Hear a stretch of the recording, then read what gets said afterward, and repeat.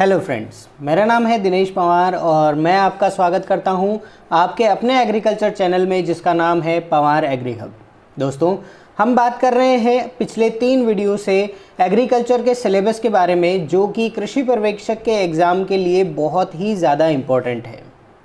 कोई सा भी एग्ज़ाम हो, सिलेबस तो एटलीस्ट हमें पता ही होना चाहिए, और अगर सिलेबस को ही हम अच्छे से समझ लें तो फिर हमारी कामयाबी को कोई भी नहीं रोक सकता। और कहा भी गया है कि कोशिश करने वालों की हार नहीं होती, लेकिन यहाँ पर मैं अपनी एक बात जोड़ना चाहूँगा, सही तरीके से कोशिश करने वालों की हार नहीं होती। कोशिश तो बहुत लोग करते हैं, पर जिनकी स्ट्रैटेजी, जिनका तरीका बिल्कुल सही होता है, कामयाबी उन्हीं को मिलती है। आप चाहे दिन के 10 घंटे पढ़े, चाहे दिन के 12 घंटे पढ़े, लेकिन अगर आप सही जगह पर अपनी मेहनत नहीं कर रहे हैं तो उसका कोई फ़ायदा नहीं होने वाला है। ठीक है, तो इसीलिए इसके लिए सबसे पहले जानना ज़रूरी है कि हमारे एग्ज़ाम में सिलेबस क्या आने वाला है। तो आज हम पार्ट 3 एग्रीकल्चर के सिलेबस में बात करने वाले हैं हॉर्टिकल्चर या फिर उद्यानिकी के बारे में। एग्रोनॉमी का अगर आपने सिलेबस नहीं देखा है तो आप प्लेलिस्ट में जाकर, आप वीडियो की लिस्ट में जाकर देख सकते हैं। एग्रोनॉमी का सिलेबस हम डिस्कस कर चुके हैं। सेकंड, हम बात कर चुके हैं एनिमल हस्बेंड्री के सिलेबस के बारे में, और आज हम यहाँ बात करने वाले हैं हॉर्टिकल्चर मतलब उद्यानिकी के सिलेबस के बारे में। तो चलिए बिना किसी देर के हम स्टार्ट करते हैं। सबसे पहले तो समझ लें कि जो हमारा कृषि पर्यवेक्षक का एग्ज़ाम है, इसके अंदर टोटल जो है वो एग्रीकल्चर से 60 क्वेश्चन आने हैं। मतलब 20 क्वेश्चन एग्रोनॉमी से आएंगे, 20 क्वेश्चन हॉर्टिकल्चर से और 20 क्वेश्चन आएंगे एनिमल हस्बेंड्री से। ये सारी चीज़ें उन बच्चों को बहुत अच्छे से पता है जो मेरे साथ पहले से जुड़े हुए हैं। अगर आप नए हैं इस चैनल पे तो ये चीज़ जो है आप नोट डाउन कर लीजिए। ये हमारी एग्ज़ाम में आने वाली मार्क्स और क्वेश्चंस की स्कीम है। ओके, एक क्वेश्चन जो है वो 3 मार्क्स का है और उसके लिए 1/3 जो है, मतलब 1 मार्क्स जो है वो नेगेटिव मार्किंग है। ओके, तो इस चीज़ का ध्यान रखेंगे। और अगर आपने अभी तक इस चैनल को सब्सक्राइब नहीं किया है तो प्लीज़ इसे सब्सक्राइब कर लीजिए, क्योंकि कृषि पर्यवेक्षक एग्ज़ाम से रिलेटेड इंपॉर्टेंट अपडेट्स हो, चाहे उसके लिए इंपॉर्टेंट टॉपिक्स हो, चाहे उसका सिलेबस हो, आपको हर चीज़ इस चैनल पर मिलने वाली है। चलिए एक बार तो हम देख लें कि उद्यानिकी यानी हॉर्टिकल्चर का सिलेबस क्या है। प्रश्नों की संख्या है वो 20 होगी और पूर्णांक मतलब टोटल नंबर जो है वो 60 होंगे। यहाँ पर ये जो स्क्रीन पर आप देख रहे हैं, आप इसका स्क्रीनशॉट ले लीजिए और चाहे तो आप इसे बाद में लिख सकते हैं। ओके, चलिए अब हम टॉपिक वाइज इंपॉर्टेंट डिस्कशन कर लेते हैं कि क्या इंपॉर्टेंट टॉपिक्स है और आपको क्या इंपॉर्टेंट चीज़ें आपके एग्ज़ाम के लिए पढ़नी ज़रूरी है। उसके अंदर फर्स्ट पार्ट जो हमने इसमें डिवाइड किया है वो शुरू की 4 लाइनें हैं, जिसके अंदर फर्स्ट इंपॉर्टेंट टॉपिक है उद्यानिकी, फलों एवं सब्जियों का महत्व। इसके अंदर क्या पढ़ना है वो समझ लीजिए।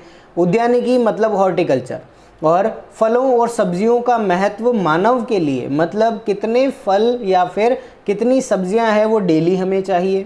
दूसरा ध्यान रखना है फलों के इम्पॉर्टेंट कैरेक्टर्स, मतलब किसमें कौन सा विटामिन मिलता है। जैसे बात करें सबसे ज़्यादा विटामिन ए कौन से फल में मिलता है, आम में मिलता है, कितनी मात्रा में मिलता है, ये भी इम्पॉर्टेंट क्वेश्चन बनता है। सब्जियों से बात करें तो सब्जियों में कौन से हमारे जो सब्जियां हैं उनके लिए, जैसे बात करें विटामिन ए जो है सब्जियों में सबसे ज़्यादा किस में मिलता है, गाजर या कैरेट के अंदर मिलता है। ठीक है, तो ऐसे क्वेश्चंस जो हैं वो क्या हैं, जनरल हॉर्टिकल्चर के क्वेश्चन से ये आपसे पूछे जा सकते हैं, ये ध्यान रखेंगे।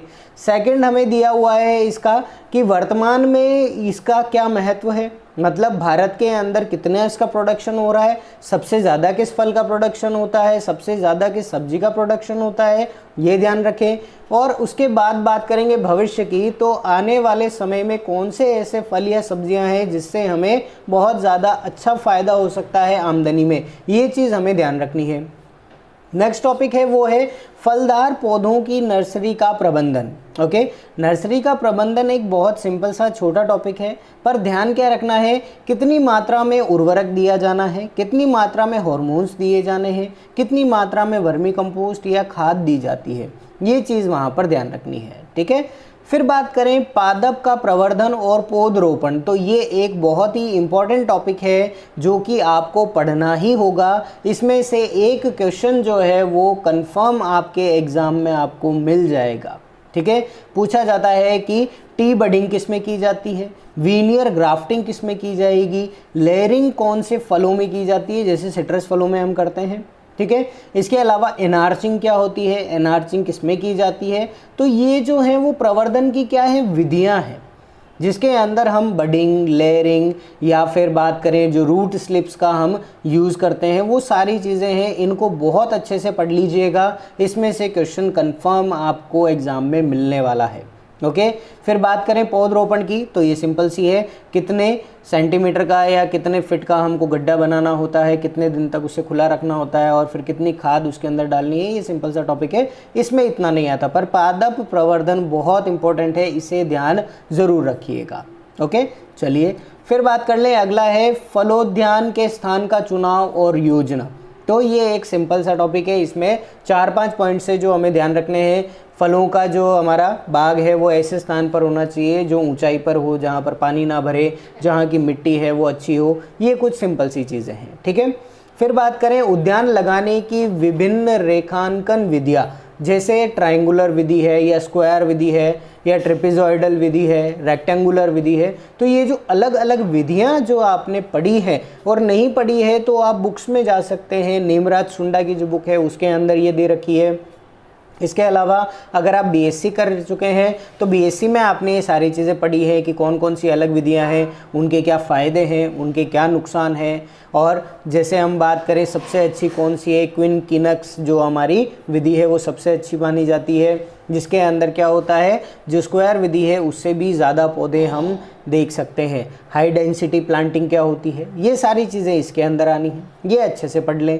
फिर बात करें नेक्स्ट है पाला, लू या अफलन जैसी समस्याओं का या विपरीत जो हमारी परिस्थितियां हैं उनका समाधान करना। तो पाला के लिए हम जानते हैं, पाला पड़ना मतलब ज़्यादा ठंड होने पर पौधे का ख़राब होना। उसके अंदर हम क्या करते हैं, 0.1% H2SO4 या जो हमारा सल्फ्यूरिक एसिड है उसका छिड़काव करते हैं। इसके अलावा हम क्या करते हैं, वहाँ पर हम सिंचाई कर देते हैं या फिर धुआं कर देते हैं। तो ये क्वेश्चन जो है वो पूछा गया है कि कौन से अम्ल का कितना प्रतिशत जो है वो उपयोग किया जाता है पाले से बचाव के लिए, ठीक है, तो इसको ध्यान रखें। फिर इसके बाद पूछा गया है फलोद्यान या विभिन्न जो हमारे वृद्धि नियंत्रकों का उपयोग है, मतलब प्लांट हॉर्मोन्स का, ठीक है। प्लांट हॉर्मोन्स आपको ध्यान ही होंगे, कितने हैं, 5 है।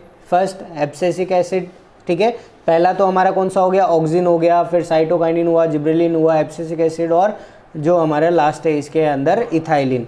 तो ये जो हमारे वृद्धि नियंत्रक या फिर प्लांट हार्मोन से इनका क्या रोल होता है, कौन सा ऐसा हार्मोन है जिससे हम अफलन की समस्या को रोक सकते हैं, या फिर नर पौधों की जो मात्रा है उसको बढ़ाने के लिए कौन सा हार्मोन यूज़ करते हैं। ये सारी चीज़ें जो है ये इम्पोर्टेंट जो है हमारे लिए क्वेश्चंस बना लेती हैं, तो इसे ज़रूर ध्यान रखिएगा, ये बहुत अच्छे से पढ़ना है आपको, ठीक है।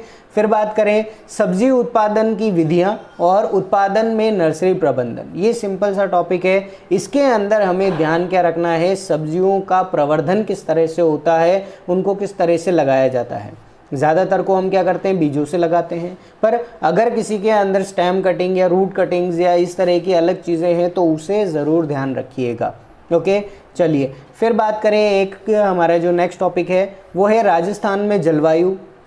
तो ये हम एग्रोनॉमी में भी पढ़ चुके हैं कि राजस्थान के जो जलवायु खंड है वो इम्पॉर्टेंट टॉपिक है, तो वही सेम चीज़ यहाँ पे भी आ गई। राजस्थान की जलवायु, इससे जुड़े हुए जो हमारे फ़ायदे और नुकसान हैं, और इस जलवायु में हम कौन से फल वाले पौधे या सब्जियाँ जो है या फूल जो है वो सबसे अच्छी तरीके से लगा सकते हैं, इसका एक जनरल नॉलेज हमारे पास होना चाहिए।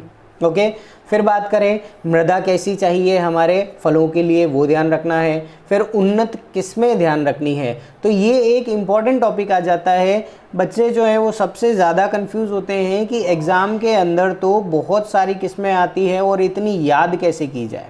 तो यहाँ पर एक इम्पॉर्टेंट टॉपिक नोट डाउन कर लीजिए कि आपके लिए जो इम्पॉर्टेंट वेराइटीज़ हैं जो बिल्कुल हटके हैं वो आपको इम्पोर्टेंट जो है वो टॉपिक बनाती हैं। इसके अलावा हर वैरायटी को याद करने की ज़रूरत नहीं है। अगर ऐसे क्वेश्चन आते हैं तो आप खुद पर कॉन्फिडेंस रखें कि जब हमें नहीं आ रहा है तो किसी और को भी नहीं आएगा, और जो उसे अटेम्प्ट करके आता है मैक्सिमम 90% लोगों के वो क्वेश्चंस गलत हो जाते हैं, ठीक है, क्योंकि वैरायटीज़ सारी की सारी याद करना किसी के बस में नहीं है, इतनी याद भी नहीं होती है। ठीक है।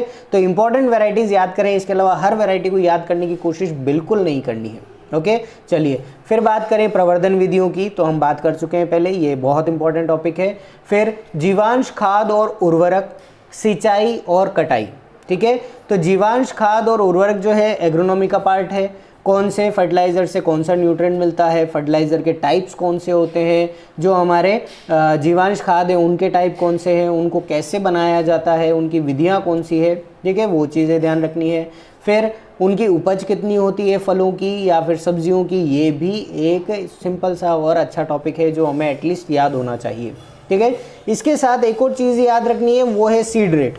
अगर आप सब्जियों के बारे में पढ़ रहे हैं तो सीड रेट याद करना ना भूलें। बहुत ही सिंपल से क्वेश्चन आ जाते हैं, टमाटर की सीड रेट कितनी होती है, ठीक है, और हम वहाँ पर क्या सोचते हैं कि इसकी तो किलोग्राम्स के अंदर होगी, 10 या 12 किलो, पर वो चीज़ गलत हो जाती है। बहुत ही कम मात्रा चाहिए होती है 1 हेक्टेयर की बुआई के लिए। फिर बात करें एंटो और पैथोलॉजी जो है, एंटोमोलॉजी और पैथोलॉजी, ये भाग तो आपको कहीं भी नहीं छोड़ने वाला है, चाहे आप एग्रोनॉमी पढ़ रहे हो चाहे हॉर्टिकल्चर पढ़ रहे हो, ठीक है। पैथोलॉजी और एंटोमोलॉजी को बिना आप इन सब्जेक्ट्स को कंप्लीट नहीं कर सकते। इसीलिए एक स्ट्रेटजी बना लीजिए कि जितनी भी बीमारियां आपको पौधों के अंदर दिखाई दे रही है, आपके सिलेबस में है, उन सभी की बीमारियों का एक चार्ट बना लीजिए, जिसमें फसल, उसके बाद रोग कारक कौन सा है, बैक्टीरिया है या वायरस है या फंजाई है, माइकोप्लाज्मा है, प्रियॉन्स है, वायरॉइड है, इन सब के नाम, और उसके बाद बैक्टीरिया है तो बैक्टीरिया कौन सा है उसका नाम, और उसमें यूज़ होने वाली जो हमारी दवाइयाँ हैं या फिर हमारे पेस्टिसाइड्स हैं उनके नाम, ठीक है। तो ये एक पूरा चार्ट बना लीजिए और उसे लगभग हर 1 से 2 दिन में क्या करिए, पढ़ते रहिए। इससे आपका कॉन्फिडेंस भी बिल्ड होगा, दूसरा आपको याद भी होगा, ठीक है। तो प्रमुख कीट और बीमारियां याद करने का इससे अच्छा तरीका हमारे पास नहीं है, इससे बढ़िया कोई चीज़ नहीं हो सकती। इसे रोज़ याद करना आपके लिए बहुत ज़रूरी है, ओके। और बात करें नेक्स्ट है, वो विभिन्न फसलों की जानकारी है जो उद्यानिकी में आती है, जैसे आम है, नींबू वर्गीय फसल है, या फिर अमरूद है, अनार है, पपीता, बेर, खजूर, आंवला, अंगूर, ठीक है, लहसुआ, बिल, ये सारे हमारे फल हैं। याद क्या रखना है कि ये जो भी फल यहाँ पर दिख रहे हैं वो सारे क्या है, एरिड एरियाज़ में या फिर जो सूखा प्रभावित क्षेत्र है जहाँ पर कम पानी है वहाँ पर होते हैं, ठीक है। तो ये हमारे राजस्थान के इम्पोर्टेंट फल हैं और इन्हें याद करना बहुत ही ज़्यादा ज़रूरी है, ठीक है। फिर बात करें अगला जो है वो आपको हमारी जो सब्जियां हैं उनसे दिया हुआ है, जैसे टमाटर है, प्याज है, फूल गोभी, पत्ता गोभी, भिंडी, कद्दू वर्गीय फसलें जो हैं वो, इसके अलावा बैंगन, मिर्च, लहसुन, मटर, और ये सारी जो सब्जियां हैं इनके बारे में आपको चीज़ें याद रखनी है। क्या क्या चीज़ें याद रखनी है वो सुन लीजिए। यहाँ पर नीचे नोट लिखा हुआ है वो आप समझ रहे होंगे। एक तो है साइंटिफिक नेम, उसके बाद उसका फ्रूट टाइप और एक उत्पत्ति स्थल। ये 3 चीज़ें तो याद कर ही लीजिएगा इन सभी फसलों की, क्योंकि इनमें से सबसे ज़्यादा क्वेश्चंस आए हैं, ठीक है। इसके अलावा सब्जियों की सीड रेट याद रखनी है और उपज याद रखनी है। इससे ज़्यादा चीज़ें याद रखने की ज़रूरत नहीं है, और इम्पोर्टेंट जो उसके रोग हैं या कीट हैं तो वो ध्यान रखें। बाकी इन फसलों में से और कुछ चीज़ याद नहीं रखनी है, ठीक है। इम्पोर्टेंट कोई वैरायटी है तो वैरायटी का नाम याद रख लीजिए, इसके अलावा नहीं याद रखना है, ओके। इससे आपका 99% जो है आप एग्ज़ाम में आप क्वालिफाई कर जाएंगे। फिर बात करें फल और सब्जियों का परिरक्षण और उनके महत्व और किस तरह से किया जाता है ये चीज़ें। तो परिरक्षण का मतलब क्या है, दूसरे जो हमारे बैक्टीरियाज हैं या फिर वायरस या फंजाई हैं उनसे बचाव कैसे किया जाए, ठीक है। मतलब पोस्ट हार्वेस्ट टेक्नोलॉजी, उनकी तुड़ाई के बाद फिर उनको किस तरह से बचा सकते हैं वो चीज़ है, ठीक है। तो इसके अंदर बहुत इंपॉर्टेंट चीज़ आती है, वो है डिब्बा बंदी, मतलब कैनिंग। ये बहुत इंपॉर्टेंट टॉपिक है, पूछा जाता है कितना टेम्परेचर रखते हैं कैनिंग में, कैनिंग के अंदर हम कैन में गैप कितना रखते हैं, उस गैप को क्या कहा जाता है, ये चीज़ें आती हैं, तो इसे ज़रूर पढ़ लें। फिर नेक्स्ट हम बात करें कि जो भी हमारी सब्जियां या फल है उनको सुखाने की विधियां हैं उसे क्या कहते हैं, तो वो क्यूरिंग कहलाती है। क्यूरिंग की अलग अलग विधियां हम उपयोग करते हैं, ठीक है, जैसे लहसुन है, हल्दी है, इन सब के अंदर यूज़ किया जाता है। निर्जलीकरण मतलब डिहाइड्रेशन हो गया, मतलब पानी को हटाना, पानी को निकालना। उससे क्या होगा, पानी नहीं होगा तो वहाँ पर कोई फंजाई या बैक्टीरिया ग्रो नहीं करेगा, तो ये भी उनके बचाव की तकनीक हो गई। ठीक है, इसे भी ज़रूर पढ़ लें। फिर बात करें राजस्थान में इनकी परंपरागत विधियां कौन सी है, तो इनको जैसे लहसुनों को हम क्या करते हैं, लहसुन या प्याज है उन सबको हम ज़मीन से निकाल कर 5 से 7 दिन खेत में सुखाते हैं। उसके बाद फिर इन्हें गट्ठर के अंदर अलग अलग बांध कर हम क्या करते हैं, छाया में सुखा देते हैं। उससे क्वालिटी भी ख़राब नहीं होती है, इसे क्यूरिंग कहा जाएगा। ठीक है, इसे ध्यान रखें। फिर बात करें फल पाक यानी जैम, अवलेह यानी जेली, कैंडी, शरबत, पानक यानी स्क्वैश। तो ये जो चीज़ें हैं ये बहुत ही इंपॉर्टेंट है। जैसे टोमेटो का हमारा सॉस हो गया, केचप हो गया, ये भी चीज़ें इसके साथ ऐड कर लीजिए, ये भी ज़रूर ध्यान रखिए, ये बहुत इंपॉर्टेंट बनाती है। जैम का TSS कितना होता है, जेली का कितना होता है, जेल मीटर से हम क्या टेस्ट करते हैं, चारिंग ऑफ जेली क्या होती है या वीपिंग जेली क्या होती है, ये चीज़ें जो है वो आपको एग्ज़ाम में पूछी जाती हैं, इन्हें ज़रूर ध्यान रखें। लास्ट हम बात कर लें तो हमारे फल और सब्जियां कंप्लीट है। अब बात किसकी आती है, औषधीय पौधों की और फूलों की। ये भी हॉर्टिकल्चर का ही पार्ट है। ठीक है, तो औषधीय पौधों के अंदर एलोवेरा है, अश्वगंधा है या लेमन ग्रास है, ये जो है इन सब के साइंटिफिक नेम, उनकी उत्पत्ति, उनका उपयोग, ये चीज़ें हमें अच्छे से ध्यान रखनी है। ठीक है, फिर बात करें फूलों के बारे में, तो फूलों के साइंटिफिक नेम जो हैं वो बहुत इंपॉर्टेंट है। ठीक है, और फूलों से जो है वो वैरायटीज़ पूछी जाती हैं, तो फूलों की वैरायटीज़ बिल्कुल स्किप ना करें, इसे ज़रूर पढ़ लीजिएगा। ठीक है, और फिर बात करें लास्ट टॉपिक है वो क्या है, राजस्थान के संदर्भ में उद्यान विभाग की महत्वपूर्ण योजना है। ठीक है, तो आप क्या करें कि एक छोटा सा काम है, वो है डायरेक्टरेट या फिर डिपार्टमेंट ऑफ एग्रीकल्चर राजस्थान जो है वहाँ पर जाएं, या डिपार्टमेंट ऑफ हॉर्टिकल्चर राजस्थान जो है वो साइट, वो आप गूगल पर सर्च कर लीजिए। वहाँ पर जितनी भी महत्वपूर्ण योजनाएं चल रही हैं राजस्थान में वो सारी आपको वहाँ पर मिल जाएगी। ठीक है, तो उनको ज़रूर पढ़ लें कि कौन सी योजना है वो कब स्टार्ट हुई थी, किसने स्टार्ट करी थी, उस योजना में कितना अनुदान मिलता है, कितना हमारे जो किसान है उनको छूट मिलती है उसके अंदर, ये चीज़ ध्यान रखनी है।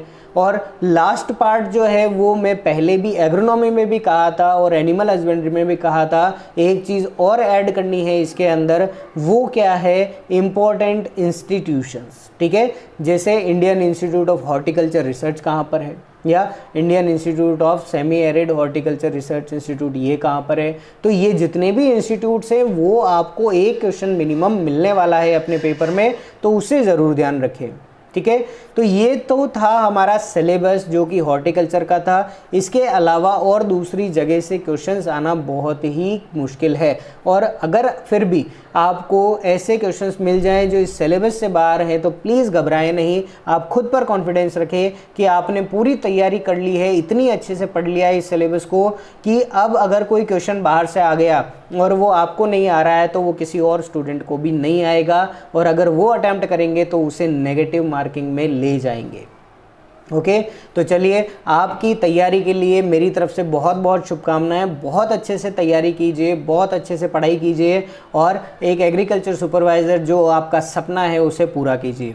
अगर आपको ये वीडियो अच्छा लगा है तो प्लीज़ इसे लाइक ज़रूर कर दीजिएगा, और चैनल को अभी तक सब्सक्राइब नहीं किया है तो सब्सक्राइब करना ना भूलिएगा, क्योंकि बहुत ही इंपॉर्टेंट इन्फॉर्मेशंस, अपडेट्स और इम्पॉर्टेंट टॉपिक्स हम यहाँ पर डिस्कस करने वाले हैं। ओके, और अगर आपके कोई फ्रेंड्स भी तैयारी कर रहे हैं तो उनके साथ शेयर करिएगा और उन्हें भी बताइएगा कि इस तरह से सिलेबस को पढ़ा जाए, इस तरह से इंपॉर्टेंट टॉपिक्स हमें पढ़ने हैं। ओके, और अगर आपको और भी दूसरे टॉपिक्स पर वीडियोस चाहिए तो कमेंट बॉक्स में मुझे कमेंट करके आप पूछ सकते हैं, अपने डाउट पूछ सकते हैं और मुझे बता सकते हैं।